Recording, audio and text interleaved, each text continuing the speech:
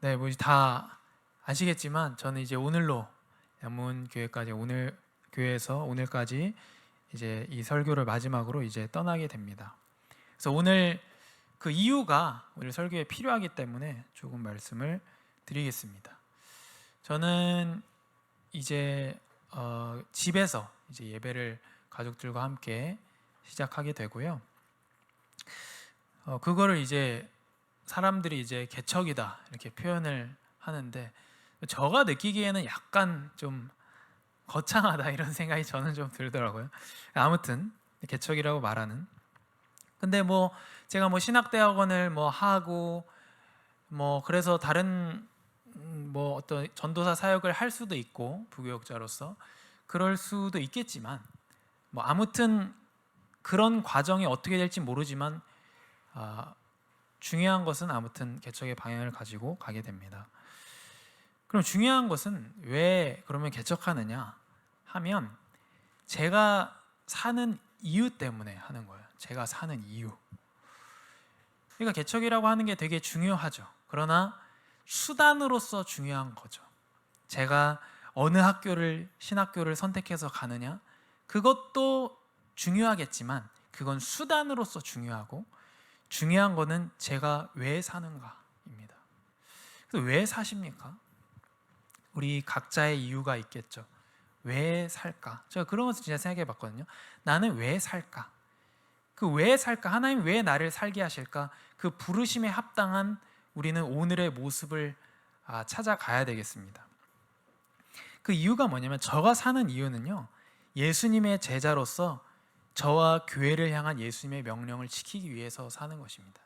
예수님을 따라가기 위해서 사는 것입니다. 그러면 예수님의 제자로서 교회를 향한 예수님의 명령, 그렇다면 명령을 보기 이전에 교회가 어떤 걸까요? 하나님의 아들 그리스도께서 성령과 말씀을 통해서 태초부터 종말에 이르기까지 전 인류 가운데 영생을 얻도록 선택하시고 그래서 참 믿음 안에서 하나 된 공동체, 그게 바로 교회입니다. 그러면 우리가 참된 교회를 어떻게 구분할 수 있습니까? 먼저 거짓 교회에 대해서 보면 거짓 교회는 하나님의 말씀보다 더 큰 권위가 있는 교회가 거짓 교회입니다. 그래서 그것은 그리스도의 다스리심에 순종하기를 거부하는 거죠. 그리고 그리스도께서 말씀에 정하신 대로 성례를 시행하지 않는 것, 그러니까 성례에 더하거나 감하는 것, 그리고 예수 그리스도 위에 교회를 세우기보다 사람들 위에 세우는 것.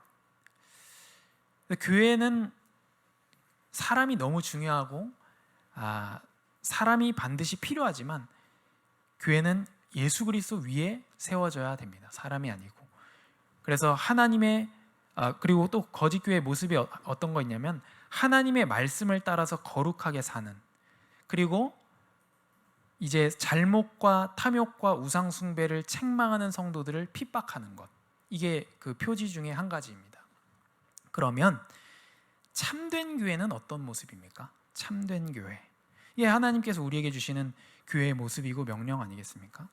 참된 교회는 세 가지 지표를 가지고 있습니다. 첫 번째는 복음을 온전하게 설교하는 것입니다.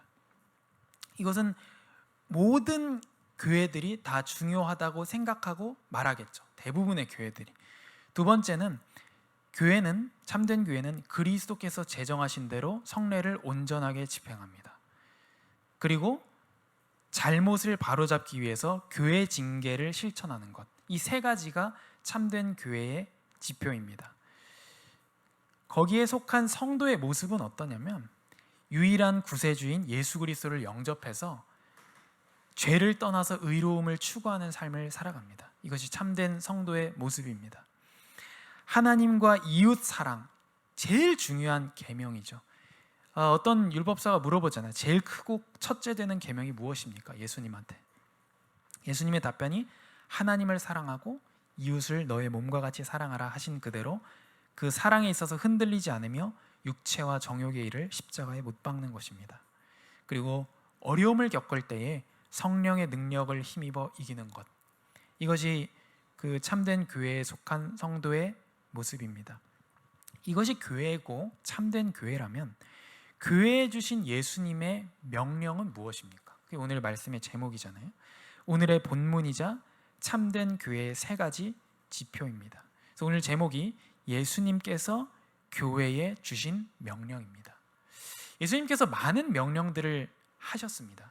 그런데 오늘 마태복음 28장에 나오는 세 가지 명령에 대해서 보겠습니다. 첫 번째로 모든 민족을 제자로 삼아입니다. 왜 모든 민족을 제자로 삼아야 합니까? 그 첫 번째 이유는 다름 아닌 어떠한 사람에게도 있는 게 아니라 예수님께서 만유의 주이시기 때문입니다. 그래서 우리가 구령이라고 하죠. 영혼을 건지는, 그것보다 더 먼저 되는 이유는 뭐냐면 예수님께서 만유의 주인이시기 때문입니다. 골로새서 1장 15절 18절에 보면 하나님의 아들은 보이지 않는 하나님의 형상이요 모든 피조물보다 먼저 나신 분이십니다. 만물이 아들로 인해 창조됐고 아들을 위해 창조됐습니다. 하나님의 아들은 만물보다 먼저 계시고 만물은 그분 안에 함께 서 있습니다. 우리와 함께 하시는 우리의 구주 예수 그리스도가 만유의 주이시기 때문에 이 만유의 주인의 복음이 전 세계에 전달될 이유가 있는 것입니다. 그리고 그 다음이 사람입니다. 모든 사람은 그럼 어떤 상태에 처해 있습니까? 사람은 하나님의 아름다운 창조물, 이 통치 대리인으로서의 위치를 버리고 스스로 하나님처럼 되고자 했습니다. 그래서 하나님에게서 추방되고 하나님의 원수가 됐습니다. 그래서 골로새서 1장 21절에 전에 악한 행실로 단절되고 마음으로 원수가 됐던 여러분, 이렇게 말합니다. 그래서 우리는 십자가의 원수요, 우리는 하나님과 원수된 자였습니다. 로마서에서 계속 이렇게 말합니다. 모든 사람이 죄를 범하였으매 의인은 없나니 하나도 없고, 이렇게 말하고 있습니다. 그래서 모든 사람이 이 죄의 상태에 빠져 있기 때문에 우리가 모든 민족을 제자로 삼을 이유가 여기에 있습니다.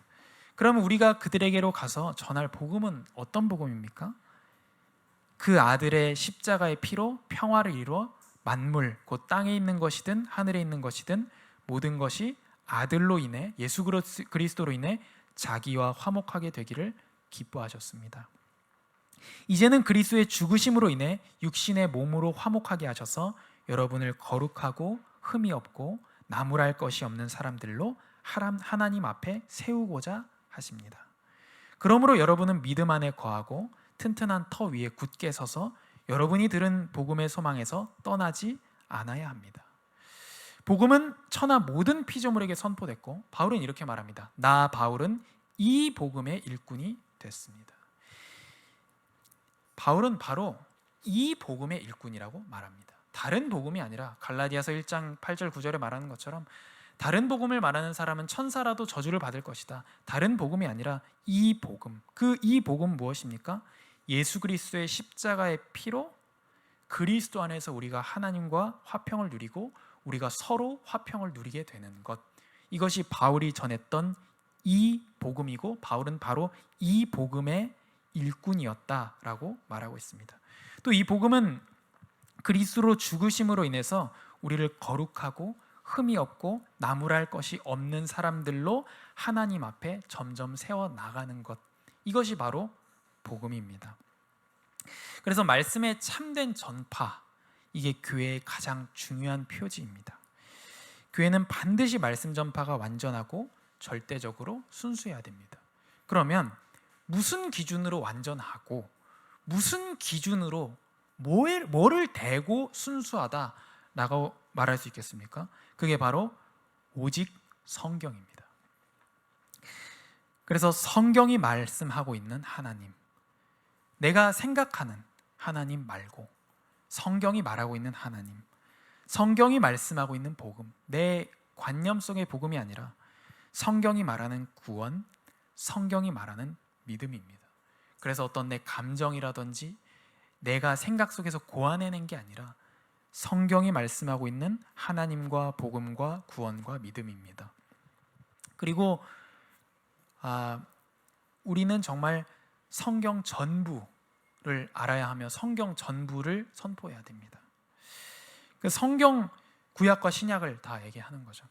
성경 전부를 우리가 전파하고 또 설교자가 설교한다는 것은 사실상 예수 그리스도를 선포하는 것입니다. 성경 전체가 예수 그리스도 자신을 가리키고 있기 때문에 그렇습니다. 예수님께서 요한복음 5장에 성경은 바로 나를 증언하는 것이다. 성경의 말씀을 충실히 증언하는 것이 곧 복음의 말씀을 증거하는 것입니다.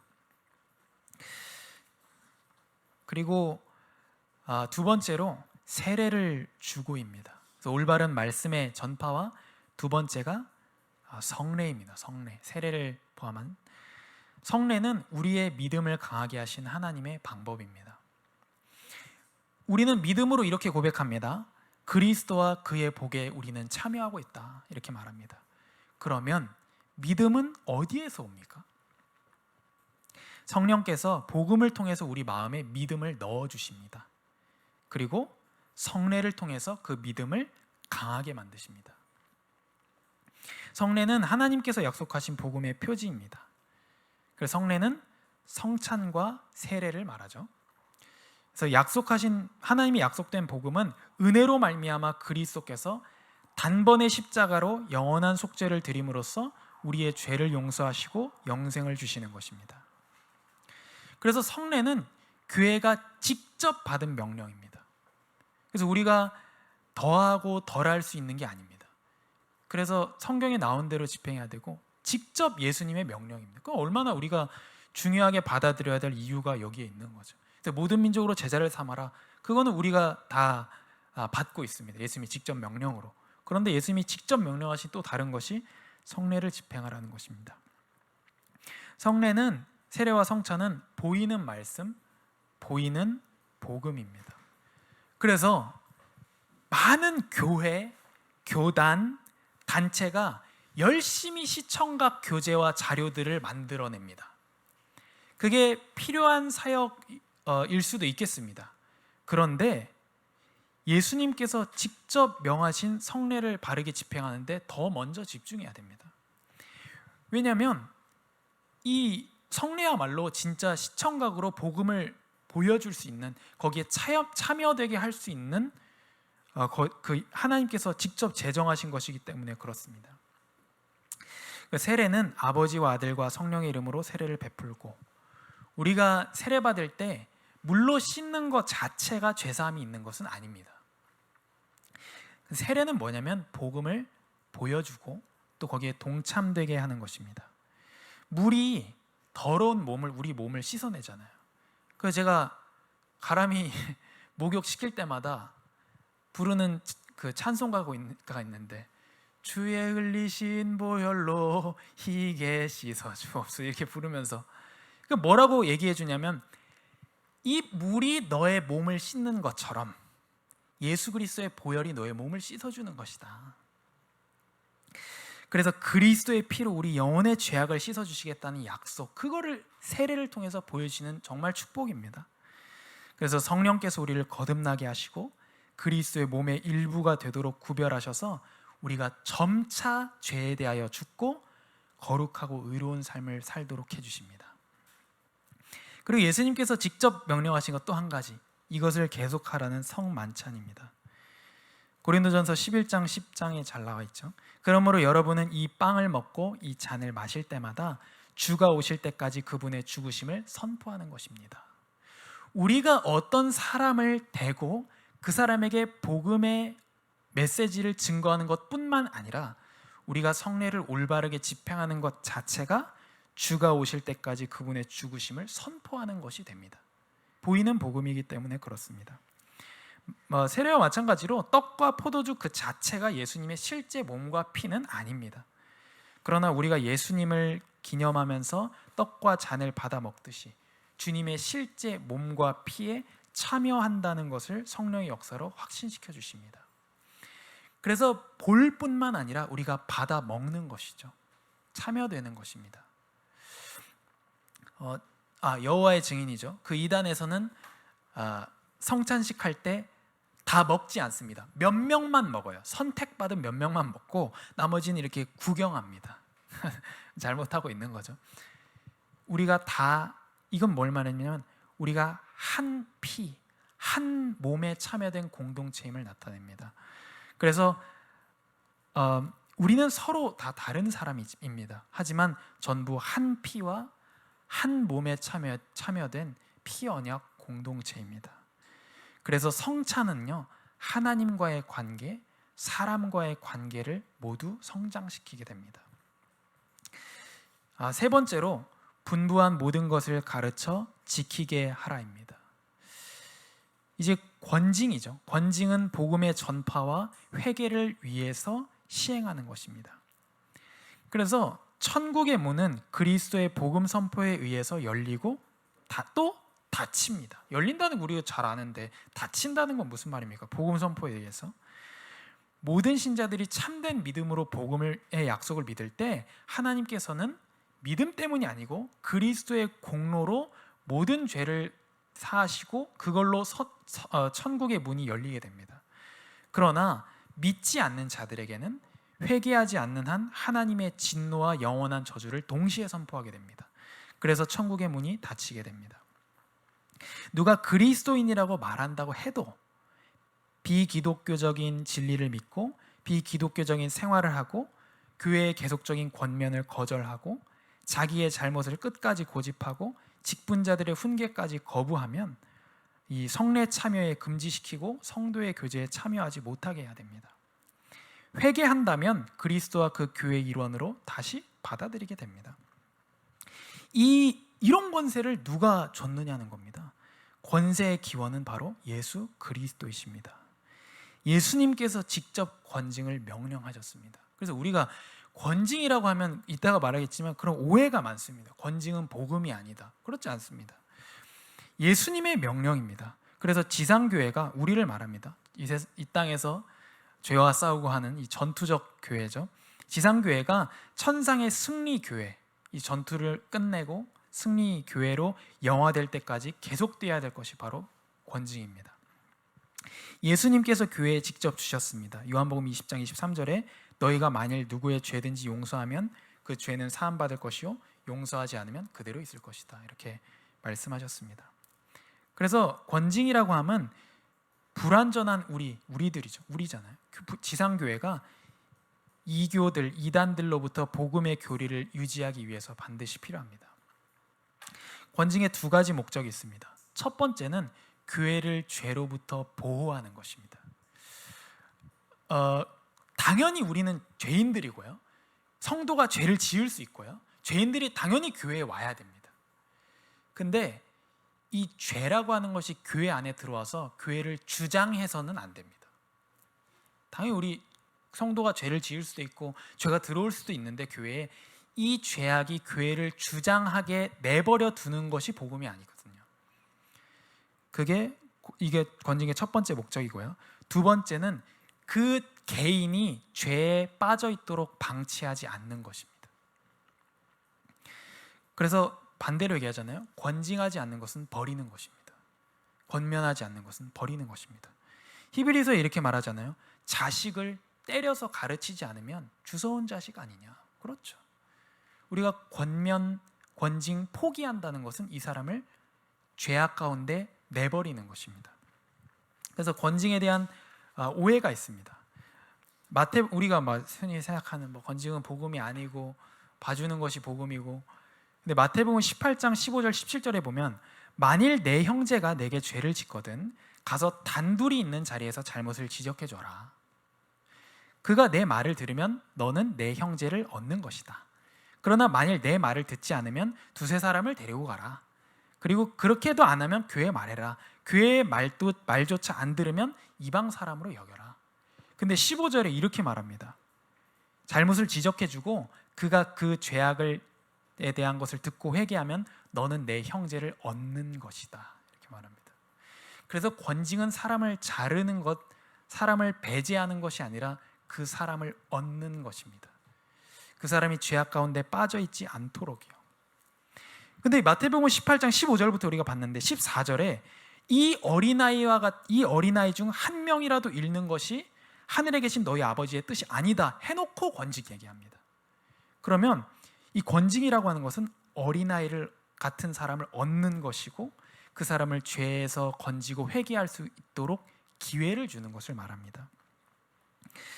그리고 다음이 빛과 소금입니다. 가르쳐 지키게 하라. 빛과 소금입니다. 우리의 선한 영향력을 말합니다. 그래서 성경이 말씀하고 있는 것은 하나님, 그리고 인간, 그리고 이제 죄악되어 버린 인간, 하나님께서 우리에게 주신 예수 그리스도의 복음, 그리고 거기에 대한 우리의 반응, 이렇게 말씀하고 있습니다. 교회의 영향력은 어디서 나올까요? 교회의 파워는 어디서 나올까요? 교회의 파워는 몇 명이 모이고 돈이 많고 거기에서 교회의 파워가 나오는 것이 아니고요. 교회의 힘과 능력은 거룩에서 나옵니다. 우리가 차이점이 강점입니다. 어떤 목사님이 이런 얘기 하시더라고요. 혹시 복음 전할 때 그런 얘기 못 들어보셨습니까? 하나님 본 적 있냐? 하나님 보여줘라. 그럼 내가 하나님 믿겠다.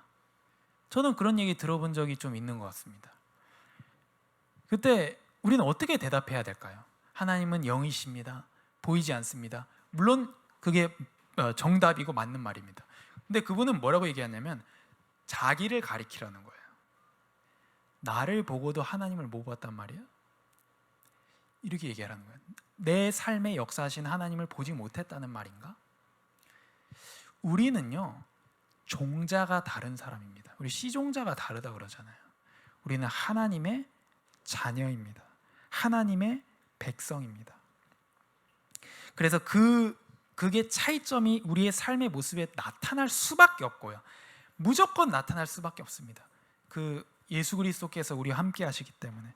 그래서 세상은 성도를 볼 때에 다르다고 느끼게 됩니다. 그래서 교회는 세상과 스스로 단절시키지 않습니다. 세상 문화와 단절, 교회 뭐 청바지고 세상 문화와 교회 뭐 하면 안 되고 공연도 우리 다 가고 하는데 세상과 우리를 단절시키는 것이 아닙니다. 우리는 스스로. 그런데 세상과 구별됩니다. 거룩하거든요. 똑같이 밥 먹고 똑같이 일하고 똑같이 가정생활하고 똑같이 다 하는데 학교 가고 똑같이 다 하는데 다른 거예요. 왠지 아십니까? 그 안에 그 씨가 종자가 다르기 때문에 그렇습니다. 반드시 나타나게 되어 있습니다. 그것이 빛과 소금의 역할로서 우리의 삶 가운데 드러나게 됩니다. 그래서 오늘 세 가지 복음의 말씀을 증거하는 것, 그리고 성례를 집행하는 것, 또 교회의 권징과 영향력, 이 예수님의 명령, 이 복음에 대한 감사로서 이 자체가 또 복음을 말하고 있고요.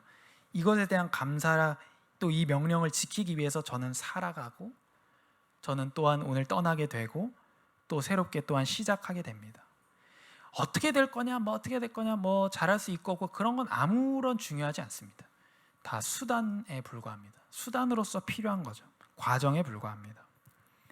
이런 교회에 예수 그리스도께서 내가 세상 끝날까지 너희와 항상 함께 하겠다 약속하셨습니다. 그래서 양문교회뿐만 아니라 또 모든 한국교회, 전 세계 교회가 이런 예수님의 명령을 따르는 교회가 되기를 정말로 소원합니다. 진짜로. 그래서 벨직 신앙고백서라고 신앙고백서가 있는데 거기 27조에 이렇게 되어 있습니다. 제가 좀 읽어드리겠습니다. 우리는 하나인 보편적인 교회를 믿고 고백한다. 교회는 예수 그리스도의 피로 죄 용서함을 받고 성령으로 성화되고 인쳐졌으며 그리스도 안에서 완전한 구원을 기다리는 참된 기독교 성도들로 이루어진 거룩한 회중이다. 그리스도께서 영원한 왕이신 것처럼 그의 백성인 교회도 영원히 존재하는 사실에서 보듯이 끝까지 지속될 것이다. 교회는 온 세상에 전파되고 퍼져서 존재하지만 한 성령 안에서 신앙의 능력으로 한 마음과 한 뜻으로 연합되고 연결된다. 아멘. 그리스도께서 영원한 왕이십니다. 교회는 그분의 백성입니다. 또 그리스도께서 교회의 머리시고 교회는 그분의 몸입니다. 그래서 교회는 영원히 지속됩니다. 그리고 교회는 나누어지지 않습니다. 그래서 교회는 불가분입니다. 그래서 교회는 흩어질 뿐 헤어지지 않습니다.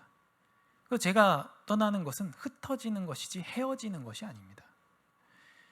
제가 헤어진다 그러면 이제 우리가 천국에서 못 만난다는 말인데 뭐 그 전에도 보겠지만 살면서도. 그래서 교회는 흩어질 뿐 헤어지지 않습니다.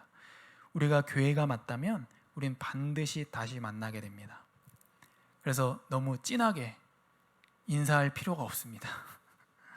그동안 감사했고 우리가 예수님의 복음에 감사해서 예수님의 명령을 따르기 위해서, 예수님을 따르기 위해서 그물과 배를 버려두고 따랐던 제자들처럼 예수님을 따르는 제자된 교회가 되기를 정말로 소원합니다. 또한 양문교회뿐만 아니라 앞으로 세워질 모든 교회와 전 세계 교회가 그런 교회들이 되기를 정말로 소원합니다. 기도하겠습니다. 좋으신 아버지 하나님, 은혜와 사랑에 감사합니다. 하나님께서 우리에게 크신 은혜, 말할 수 없는 은혜, 한량없는 은혜를 우리에게 주셔서 예수 그리스도의 대속을 통하여 우리의 죄악을 씻어주시고 구원하여 주셔서 너무나도 감사합니다. 그래서 우리가 그리스도의 몸된 교회가 되게 하시며 그리스도의 피와 몸을 나눈 피 언약 공동체가 되게 하여 주셔서 너무나도 감사합니다. 그리스도께서 영원한 왕이시고 그래서 그분의 백성인 교회는 영원할 것을 알며 우리는 흩어지지만 헤어지지 않는다는 사실을 기억하고 함께 하나님 나라를 위해서 쓰임받는 주님의 백성들이 되게 하여 주시옵소서. 그래서 정말 너무 이 복음에 감사해서 예수님의 명령을 따르고 제자로서 살아가는 수많은 교회들이 앞으로도 세워지며 전 세계 교회가 그렇게 날마다 성경 복음의 말씀으로 개혁되어지게 하여 주시옵소서. 감사합니다. 살아계신 예수님의 이름으로 기도합니다. 아멘.